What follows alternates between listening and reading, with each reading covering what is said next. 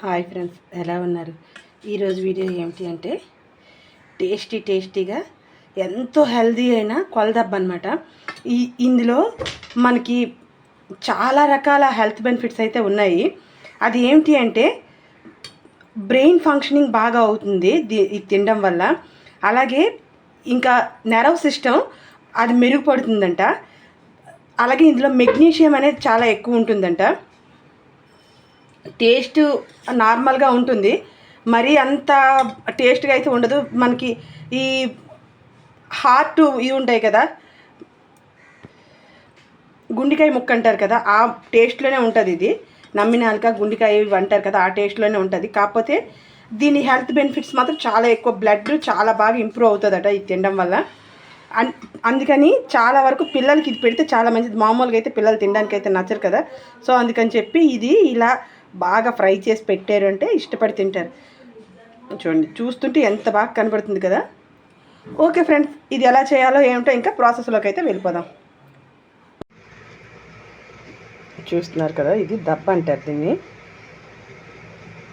కొలదబ్బ అంటాం అనమాట దీన్ని. మేక ఊపిరితిత్తులు కరెక్ట్ చెప్పాలంటే అది గోట్ లంగ్స్.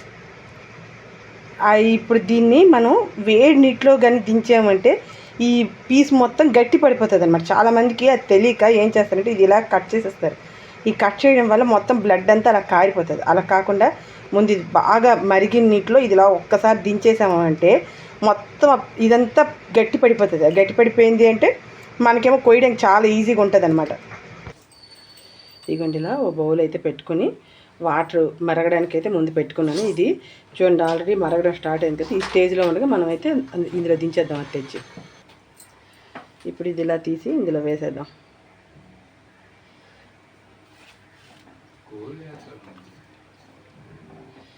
ఒక్క నిమిషం ఇలా మనం బాయిల్ చేసామంటే మొత్తం గట్టి పడిపోతుంది అనమాట. ఇంకా ఇదిగోండి, ఇప్పుడు ఇంకా మొత్తం బాయిల్ అయిపోయినట్టే. స్టవ్ ఆఫ్ చేసేసి ఇంకా ఇది పక్కన ఉంచుకుంటే ఇది చల్లారినాక పీసెస్ కింద కట్ చేసుకుందాం, అప్పుడు చూపిస్తాను మళ్ళీ. ఇదిగోండి, ఇలా మనం పూర్తిగా బాయిల్ చేసి చల్లారినాక చూస్తున్నారు కదా ఎలా గట్టిగా అయిపోయింది. ఇప్పుడు ఇది మనం పీసెస్ కింద కట్ చేసుకుందాం. అయితే చాక్తో కట్ చేస్తే చాలామందికి చాక్తో అలవాటు కదా, నేనైతే చాక్తో కట్ చేయడం కాస్త నాకు ఇబ్బంది అవుతుంది. అందుకని ఇదిగోండి, ఇలా కత్తిపేటతో కట్ చేద్దామని తెచ్చాను. ఫస్ట్ అయితే ఇదిగోండి, ఇలా ముందు పెద్ద పీసెస్ కట్ చేసేసుకుందాం. కట్ చేసేసుకుంటే మనకు కట్ చేయడానికి ఈజీ అయిపోతుంది.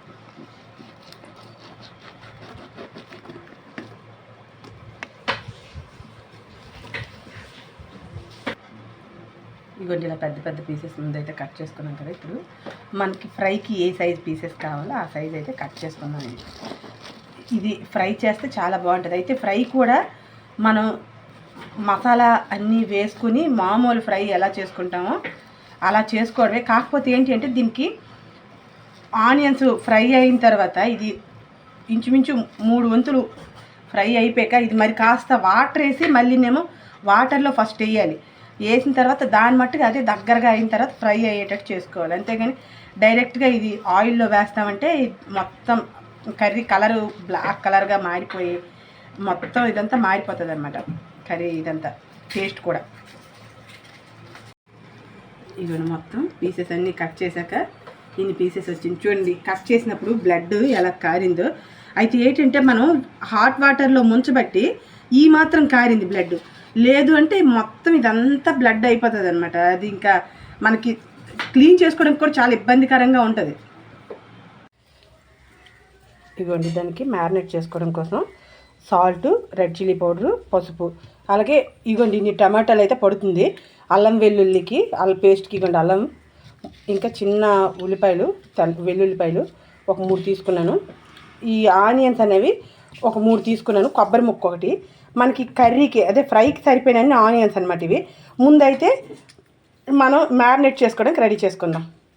ఈ మసాలాకైతే మసాలా మొత్తం మిక్సీ చేసుకొని రెడీ చేసుకొని పెట్టుకుందాం.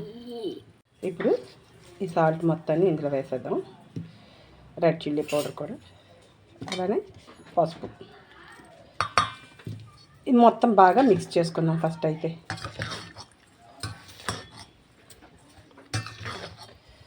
ప్రతి పీస్కి మొత్తం అంతా పట్టేటట్టు మిక్స్ చేసుకోవాలి.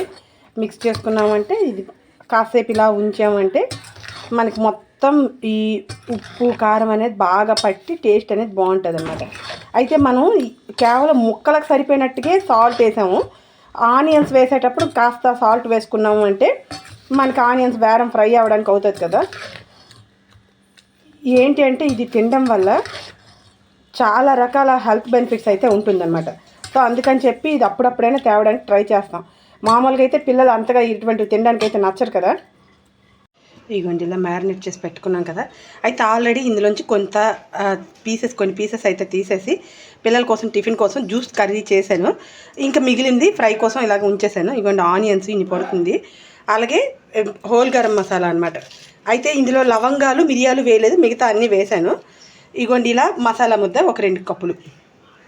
ఫస్ట్ అయితే ఇలాగ కడాయి అయితే పెట్టుకొని ఇందులో ఒక 3 టేబుల్ స్పూన్స్ అంతా ఆయిల్ అయితే వేసుకోవాలి. దీనికి కాస్త ఆయిల్ ఎక్కువ పడుతుంది, లేదు అంటే మనకి నీచు వాసన అనేది వేస్తుంది అనమాట. సో అందుకని చెప్పి ఆయిల్ కాస్త ఎక్కువగానే వేసుకోవాలి. ముందు ఆనియన్స్ వేసేద్దాం. ఇందులో మనం మ్యారినేట్ చేస్తే చూడండి ఎంత వాటర్ అనేది దిగింది. అయితే మనం సపరేట్గా వాటర్ వేయకుండా ఇలా మనం ఈ వాటర్తోనే వేసేసామంటే మనకు సరిపోతుంది అనమాట. అలాగా మనం గరం మసాలా చేసుకున్నాం కదా, ఆ మసాలా గిన్నె కాస్త కడిగితే ఇగోండి ఇంత వాటర్ అయితే వేసాను దానికి. ఆనియన్స్ కాస్త ఫ్రై అయిందంటే ఈ వాటర్తో పాటు ఇది కూడా వేసేస్తే మనకు అయిపోతుంది. ఇప్పుడు ఇంకా ఆనియన్స్ కాస్త ఫ్రై అయింది కదా, ఇంకా ఇందులో హోల్ గరం మసాలా అయితే వేసేద్దాం. ఇప్పుడు ఇంకా ఆనియన్స్ పూర్తి ఫ్రై అయిపోయింది కదా, ఈ మసాలా అయితే మొత్తం వేసేద్దాం.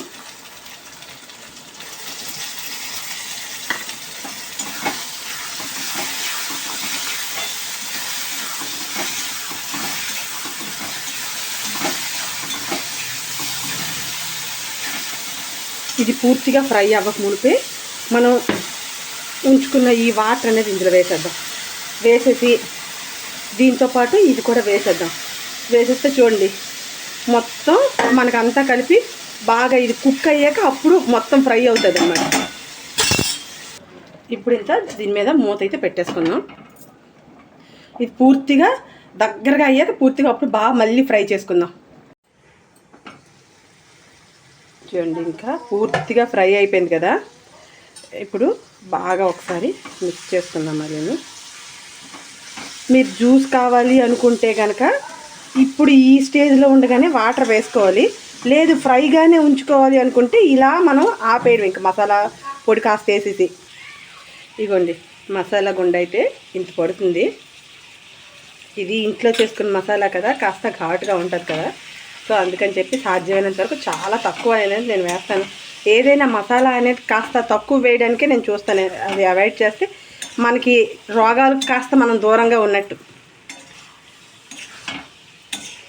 ఇప్పుడు ఇంకా స్టవ్ ఆఫ్ చేసేసి మూత పెట్టి కాసేపు ఉంచి మనకి ఇంకా వడ్డించుకోవడానికి అయితే రెడీ అయిపోయినట్టే. ఓకే ఫ్రెండ్స్, ఈ వీడియో కనుక మీకు నచ్చితే లైక్ చేయండి, షేర్ చేయండి, సబ్స్క్రైబ్ చేయండి, ట్రై చేయండి, కామెంట్ చేయండి. Watch our channel Keerthi creatives.